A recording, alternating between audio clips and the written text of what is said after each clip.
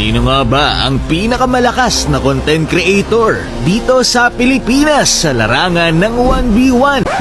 Yep, tama ka. Ako nga yan. At marahil nagtataka kayo kung paano ako napunta sa ganitong klase ng sitwasyon.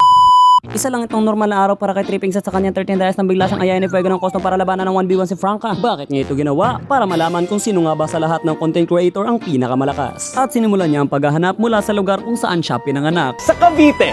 Kahit sinong content creator pwedeng sumali dito. At nagkataon na pareho kaming dalawa ni Franca ang taga Cavite. At malamang hindi yun alam ng karamihan kasi iniisip ng iba taga-Leyte ako na Bisaya ko. Pero ang totoo, nagbakasyon lang talaga ako ng 2 taon kaya marunong ako mag-Bisaya to. Pero anyway, sumali ako dito hindi para patunayan na ako ang pinakamalakas na content creator. Sumali ako dito dahil yung premium nila ay iPhone 15 ang premyo sa mananalo sa tournament na ito. sino ba namang aayaw sa iPhone 15, di ba? Gumawa na nga ako ng mga listahan ng mga dudurugin ko eh. Ito.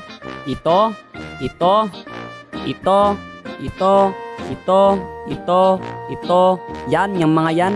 Wala yan sa listahan ko. At saka wala rin naman talaga akong listahan. Piling ko nga, unang round pa lang matatalo na ako o kaya sa second round. At nagsimula na nga ang unang laban namin mga kaibigan at ang pinili naming role ay assassin to assassin. Kaya naman pinili ko yung pinakamahirap gamitin na assassin sa lahat. Si Saber na naka-retry. Para lamang ako sa early kasi paunahan lang naman kami maka 3 kills tapos panalo na eh. Tapos kung mapapansin nyo, nagtatrash talkan kami habang naglalaban. Kasi para yun sa viewers, para may trick siya panoorin. Nagkataon lang talaga na specialty ko yung panta-trash talk. Kahit nga mamatay ako, meron pa rin akong nasasabi.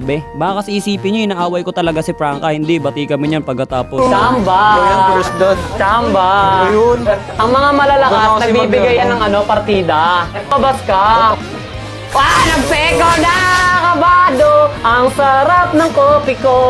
Siyempre, panalo ako dyan. Saber na nga gamit ko, matalo pa ba ako? Kaso, talo na ako ng second game. Siyempre, prank ko na ni Franca yan eh. Pero siyempre, bumawi ako ng third game. It's a prank, talo pa rin ako dyan. Puro ba naman ako trash talk, hindi na ako nakapag-dep. Deserve. Pero siyempre, hindi na ako pwede magpabaya kasi sayang yung iPhone. Kaya nung fourth game namin, naglapo na ako. Buti na lang, hindi niya masyadong gamay yung tamos kaya nanalo ako. Hanggang sa natalo ko na siya ng tuluyan. 2 content creator pa kailangan kong labanan para makuha ko yung iPhone. Sana manalo ako. Or kaya kahit matalo na ako, ibigay niyo na lang sa akin yung iPhone. Bigay ko sa inyo yung panalo, okay lang ba?